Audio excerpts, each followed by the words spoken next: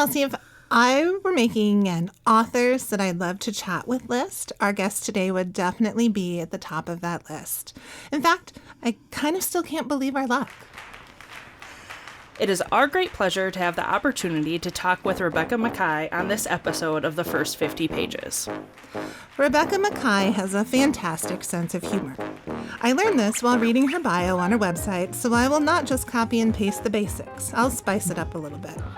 She is the author of the short story collection Music for Wartime and some pretty incredible novels, The Borrower, The 100-Year House, and one of my all-time favorites, The Great Believers. Close to our hearts, her work has been featured on Public Radio International Selected Shorts and This American Life. Rebecca Makkai calls Chicago home and is the artistic director of Story Studio Chicago. Welcome to the First 50 Pages, Rebecca. Thank you. So, many of our listeners will know you as the author of The Great Believers, a novel set in 1980 Chicago during the height of the AIDS epidemic that Michael Cunningham called in a New York Times book review a page-turner, an absorbing and emotionally riveting story about what it's like to live during times of crisis. And if you're listening and haven't read The Great Believers, obviously go out and get it. It's so good. You have a great talk that you did for the Library of Congress National Book Festival in 2019 about The Great Believers, and I would highly suggest our listeners watch this for more on this book. It's such a thoughtful, wise, and funny discussion. So, The Great Believers was categorized as literary fiction, and your latest novel, I Have Some Questions for You, also has this tag. But it's so much more than that. It's also a murder mystery and is one of those beautiful novels that doesn't really fit neatly into any one genre. There's so much to talk about with this book, but would you mind introducing your latest novel to our listeners? No, I can do that. Yeah, I've been calling it a literary feminist boarding school murder mystery. I love that. Which is true. The basic, the 1 minute plot is our protagonist is Bodie Kane. She's 40 years old, and she's invited back to teach for 2 weeks in the dead of winter at the boarding school in New Hampshire that she herself had attended as a really kind of adrift scholarship kid in the 90s.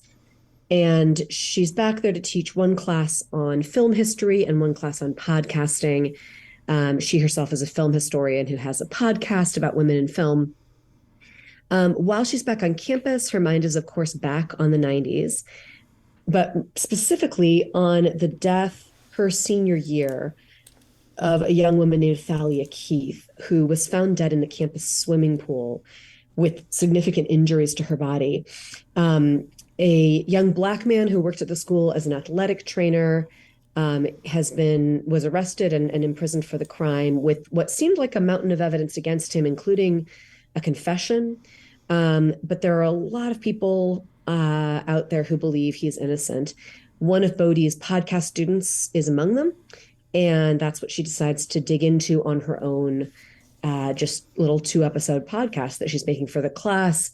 And Bodie gets drawn back into thinking about that time, and no huge spoiler, starts to believe that perhaps there's some truth to the claims that Omar, the guy in prison, is innocent, or at least that there are other people who should have been investigated. And we go from there. As a reader who attended high school and college in the 1990s, I feel like this novel just hits so many notes for me, and the beauty is really in the simplest details. Like, I have lived through not being able to watch Beverly Hills 90210 because we only had 3 channels in my house. Yes. And most of the casual photos from my high school and college years are overexposed with terrible lighting. But these are the more benign of the universal experiences that women our age will understand. But this is not a novel of nostalgia. It feels more like a reckoning with the past. Right. Can we talk about how this story began to take shape for you? I'm curious as to what was the first part that you wrote where you decided that this was going to be your next book. It's interesting the way you asked that. I'm not someone who writes my way into a new book. I'm actually someone who thinks about a book for about 2 or 3 years before I type anything. Sure. So, it's interesting. The first thing that I actually sat down and wrote, though, was actually what is now part two of the book. And it's only the last quarter, really, of the book. Yeah. I had this idea that, we hear about cases where people need to, reconvene for various legal proceedings way down the road, witnesses in a court case. And very often those people still live in the area where the crime happened. But I'd been, thinking for a long time about the possibility of a boarding school novel, and that started to come together with this idea of a novel about looking back on something like this. And I had the question of, what would happen if the people who needed to reconvene for whatever legal proceeding, what if this happened somewhere really remote where they'd all been, for instance, in boarding school, but none of them ever lived there and certainly didn't now? And what if they were all trapped then in the same hotel together when they came back? And that was the premise that I started with. But I realized then that I needed to back way up and tell you a lot more of what happened, not just in the 90s, but what got us to that point where a case would be reexamined. And so I thought that I would write just kind of like a prologue set a few years earlier, and the prologue turned into three-quarters of the book. Yeah. So you explore issues of race, sex, and class in this book, as well as bullying, harassment, sexual predation, cancel culture, the proliferation of podcasts, our obsession with true crime and white women victims, systemic racism. But the thing that's really kept me thinking about this book is the idea of how we evolve, the importance of our memories and the sum of our experiences making us who we are, and the impact of time on our own individual stories. Is there a question that you kept going back to while you were writing this book? There were many questions I kept going back to. You just mentioned time last, so I'll say that's certainly one of them. The question of memory, and how that works, and how not only how our memories certainly might be unreliable. We form them, in the immediate aftermath of what happened, but it doesn't mean that they're accurate. But then those memories change over time. And also the way that just the memories that we do hold on to can absolutely change their meaning as we look back. And that was kind of the, at the core of a lot of things here for me. My feelings as a reader did get muddied up in this novel, most certainly by design. And I think that's a lot of what makes the story so compelling. Throughout the book, as Bodhi recalls moments from her past, I was also struck by memories that I thought I had long since left behind. And in reading this novel, I could palpably feel the way that women of different generations react and respond to situations that arise in the story. And I was also keenly aware of my own reactions to different things. And it just, made me think about, the power of great writing and novels to take you into those places. Can you share your thoughts on what a novel has the power to do that nonfiction can't? Oh, sure. I mean, very specifically in this case, there are questions of, there are questions of kind of looking back and reckoning, but there's also a literal Me Too plot line going on where someone is kind of casting allegations against Bodhi's ex-husband. And Bodhi, while she believes everything this woman is saying online, doesn't feel like what her ex-husband did crossed a line. And those are, I'll say specifically, those are the kinds of conversations that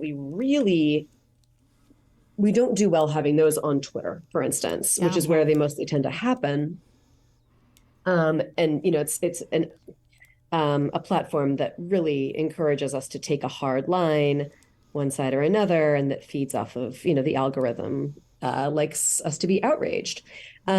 So that is not the format for it, for sure. Nonfiction has a lot to explore there, definitely. An in-depth journalistic account of something is very, very important, but fiction can really muddy the waters and allow for contradiction, I think, in a way that nonfiction, might be a little harder for nonfiction to do, and can certainly leave the takeaways and the reactions up to the readers in a pretty specific way. So that's not the only issue, but I think it's a notable one here in terms of like, this is something where that Me Too question and those questions of like, well, is this really the same as the others? Those are conversations that we are often too scared to have online. You don't want to be the person stepping in on Twitter and going, actually, I don't think it's that bad. Yeah. No one in their right mind is going to do that. But sometimes you have those conversations offline. Sometimes you just think about them and it just, going, well, gosh, there's a lot of complexity here.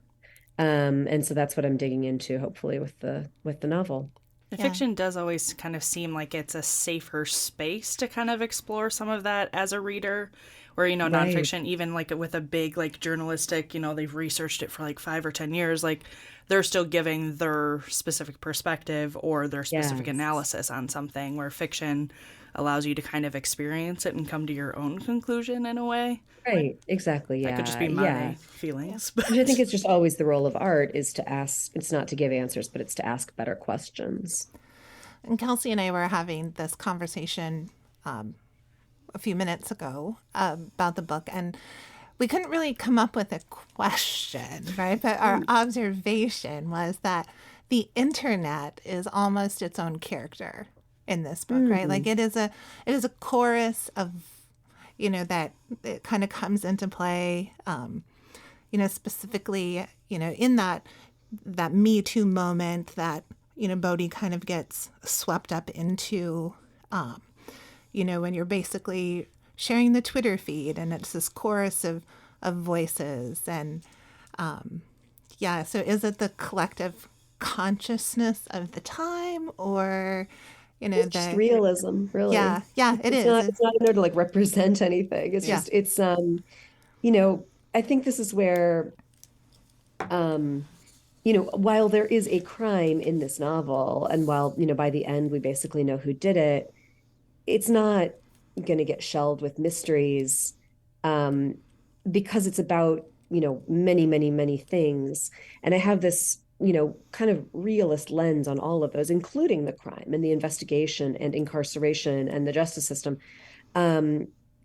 It's not, just focused in on the main plot, because that realist lens means we're taking in everything that's going on in this person's life. Yeah. And realistically, the, online stuff is part of that. I kind of want, I want to see through that lens of realism what I can let into the novel, and then what all those different things have to say to each other. I thought the little Dateline moments or episodes that, you bring up in the book of, the one where and kind of that collective memory, I thought, there's little moments, but it's just so impactful as you're reading the rest of the story and kind of how those little nuggets inform the rest of what's going on. Right. That was something that there's, this thread throughout the book with this kind of just deluge of true crime cases. And so a lot of them are real. A lot of them I completely made up, actually. But the idea is just that sense of like, there are so many of them and you can't even keep them straight. And that this story, which although of course it is fiction, the pretense there is like, let's pretend that this is one of them that you had already heard about, that you know about already. And then let's look at it,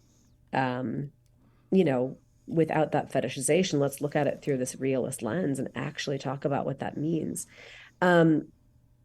The sort of contradictory, so there's this thread where, I'm doing a lot of different things with these lists, but one of the main things is it's a sort of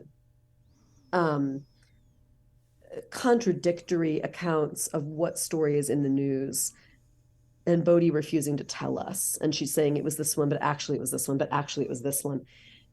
And that really came about from me just not being able to, like I wanted there to be something in the news that was really throwing her off.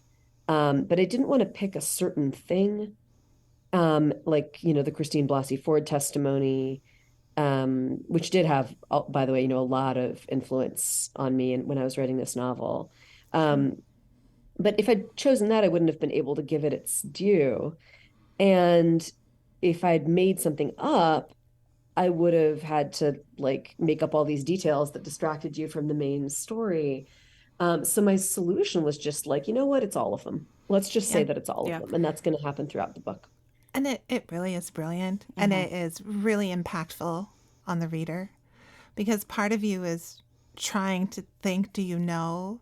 And then part of you is thinking, but I don't need to, I don't want to know. I don't need to Right. know. But because there are so many. So yeah, Right. it was a really great device. Yeah. Well, thank you. We often talk about how reading helps to build empathy, but you've made the point in previous interviews that empathy isn't enough. And you asked Right. the question, what are we doing once we build that empathy? Do you have any thoughts that you'd like to share on that? Well, when I was talking about empathy not being enough, what I really meant actually was that you have to do your research. Because I was talking about writing across difference specifically and writing The Great Believers. And, any novel is going to include characters who are different from you demographically, and spiritually, emotionally. So in this one too, I needed to do research into like the New Hampshire State Prison for Men and what it's like to be incarcerated, all of those things. So that's what I meant when I was saying Sure. that. I do think, as a reader, um, the empathy and the research are essentially tied together because as a writer, you have the empathy part, but you have to actually do the legwork to find out the rest. And when the writer's done their job, then as the reader, you're getting both together. You're getting information on what it would be like if, from over here, a different kind of life. And you are getting that empathy, both the authors and your own. So yeah, I hope that makes sense. Yeah, no, Yeah, it no, does. totally.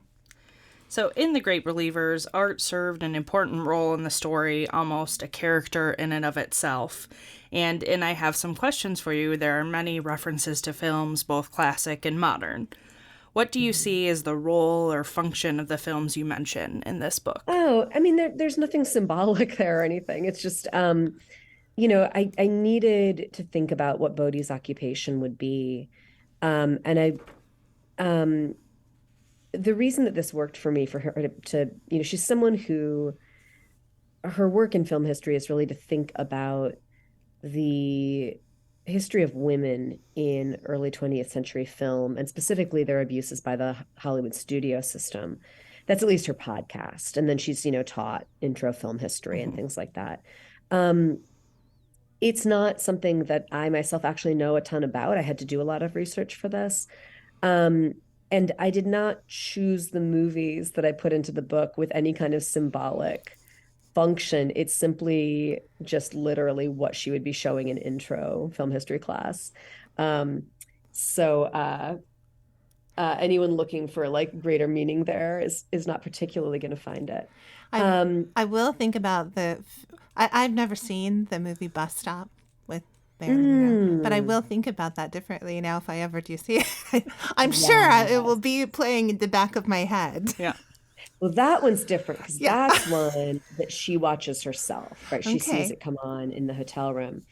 And it's one that I've seen and was incredibly disturbed by. Like, what are you guys doing here?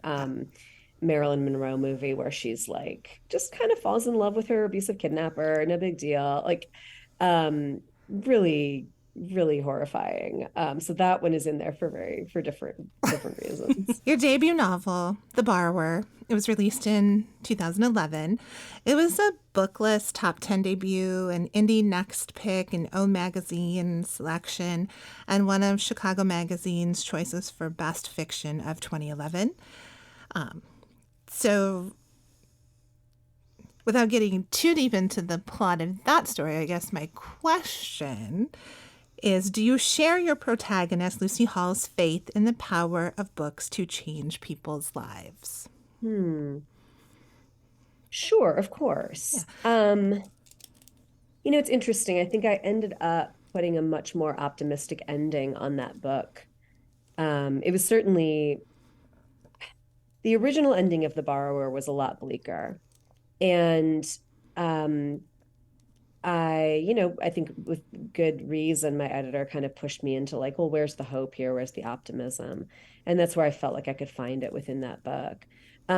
So yeah, I do. I mean, I don't think it's not all Pollyanna, like books can make everyone happy, but it's like, the books that are being banned right now in Florida and elsewhere, In those Iowa, are the there's a very lot books of, that would be. yeah. Well, I'm sorry? I said in Iowa, there's a lot of effort right now to create Yeah. lists and do those things too. So Yeah. And those books that are being banned, those are the books that would be the very lifeline for the people who need them the most.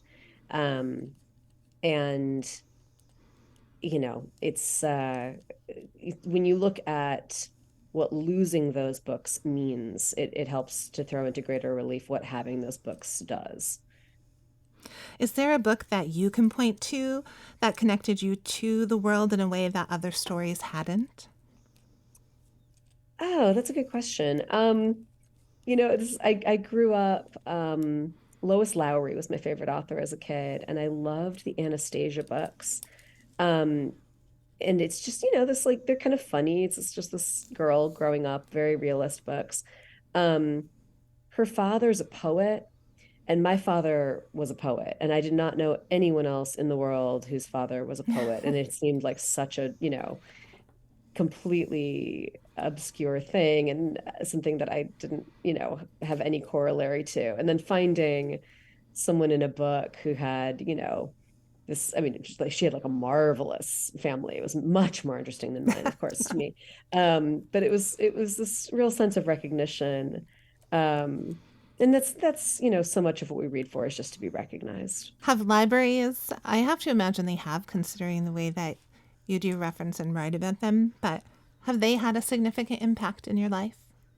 Oh, of course, yeah. I mean, as in recent years, it's been much more like places to have book events, and they're wonderful. Yeah. But no, yeah, as a kid, that was not only the place where I went to find almost all of my books, but my little public library had a writing contest every year, and I a couple different times won the writing contest for my grade, and that was like the first actual, real validation I got for my writing. I can't say confidently that I'd be a writer without that. Thinking about, the success of The Great Believers, how readers just really do connect with the story, and they, it continues to be a story I think that people find, at least in our library system, it still checks out. It's not one that's gathering dust on the shelves, Does this story and these characters still live in your mind? Or at some point, do you have to let them go? Oh, I mean, no, they still live in my mind. And it's partly that I'll do an event and, people in the signing line want to, the Great Believers was very close to their own experience and they want to talk to me about it. And it feels like I'm just always doing more research. Yeah. And then also, it has been optioned for TV, who knows, you believe it when you're eating the popcorn, but we're continuing to talk about these characters and think about these characters. So they're very alive to me just as people as well. Well, we really appreciate you joining us today on the first 50 pages, and thank you for creating such powerful stories that make readers want to talk and share and invite others into the conversation. And then for our listeners, I have some questions for you. Is available in bookstores and libraries everywhere now. So go, grab a copy, get it checked out. You can also follow Rebecca Makkai on Twitter, Facebook, and Substack.